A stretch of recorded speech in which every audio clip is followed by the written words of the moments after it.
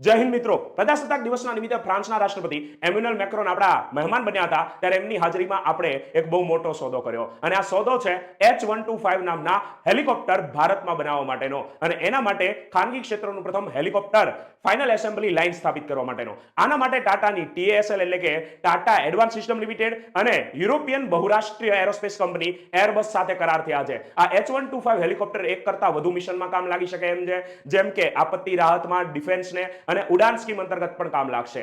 6 passenger બેસાડી શકતું આ વિમાન છે અને એ પોતાની અંદર એક રેકોર્ડ ધરાવે છે. 2005માં માઉન્ટ એવરેસ્ટ ઉપર તે લેન્ડ થનારું એકમાત્ર અત્યાર સુધીનું હેલિકોપ્ટર છે અને 2026 સુધીમાં આ પ્રથમ હેલિકોપ્ટર બનીને તૈયાર થઈ જશે. એરબસનો ભારતમાં પ્રથમ સોદો નથી. વડોદરાની અંદર 40 કાર્ગો પ્લેન બનાવવા માટે પણ TASL સાથે કરાર કરેલા છે કે જેમાં C-295 એરક્રાફ્ટ બનશે અને આપણી એર ઇન્ડિયા અને ઇન્ડિગો નામની એરલાઇન્સે એને 1300 થી વધુ પ્લેન બનાવવાનો પણ ઓર્ડર આપેલો છે.